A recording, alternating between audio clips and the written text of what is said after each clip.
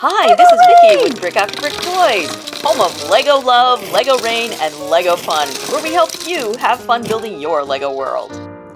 You know, Lego builds some really cute little trees, just like at the dream house here. You can see there's some cute little pre-formed trees that Lego builds, but sometimes you want something that looks a little bit more like a tree, and these little trees are really cute. They have lots of detail in them, but you know, they're actually just a little bit on the small side, especially when you put a minifig in here. So here is Maggie and Molly and the dog Autumn joining Grandma Vickie at the park so that you can see the size differential. And there's my son, he's a mini doll, and you can tell these trees are not to scale at all. In fact, I'm pretty short, so this doesn't look right.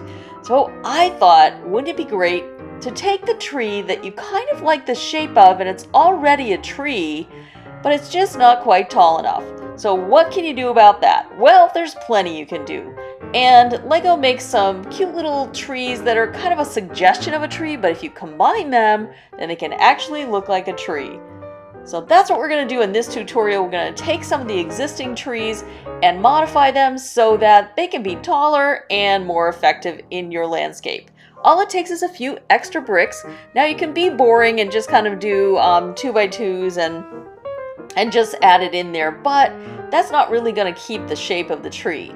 So the best thing to do is you want the top part of the tree. So be very careful when you're taking off the base plate and the bottom of the tree to keep the top of the shape intact, because that's where all the design comes in. What you really want to do is just hold on to those pieces and be able to add in a few extra pieces of your own that you have on hand and work with the tree until you feel like the design is what you want.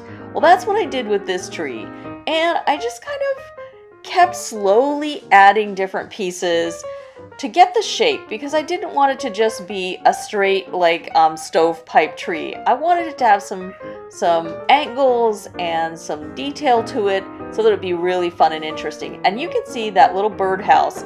I definitely wanted to hold on to that. It's so super cute.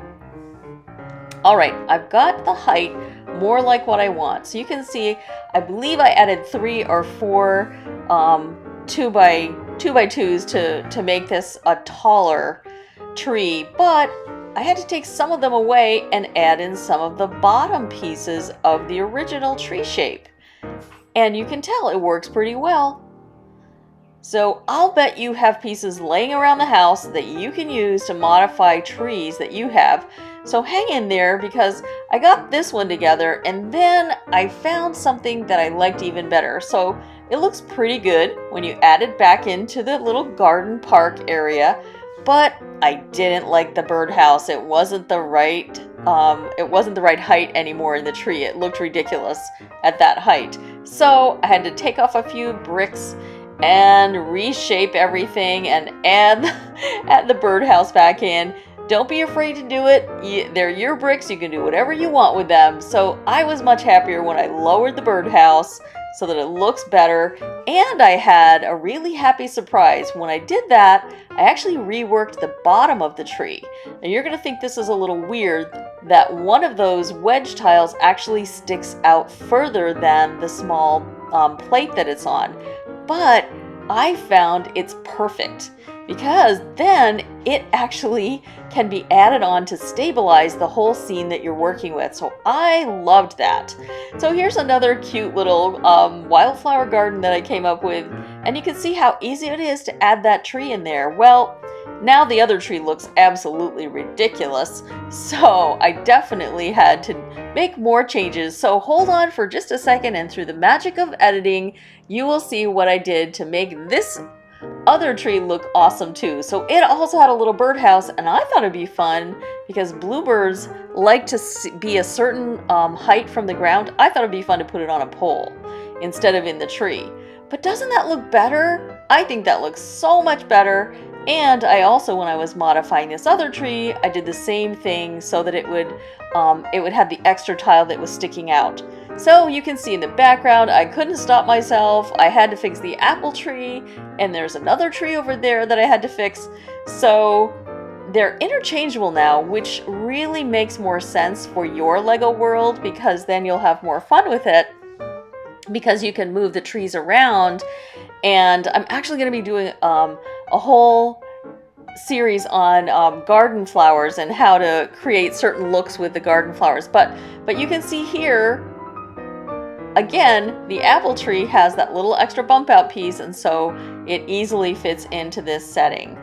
And there's one more tree that we're going to move this cute little birdhouse tree away, and we'll put the last tree that I modified on there, just so you can see how easy it is to interchange these trees. I was very, very happy with the design that I came up with. And you know, it really just depends on the bricks that you have laying around, but you can modify an existing tree that you already have and make it much taller so that it looks more in keeping with your Lego world. So from my family to yours, have fun building your Lego world, and we had a lot of fun making this garden a much nicer place. So Lego rain! Spread the Lego love out there!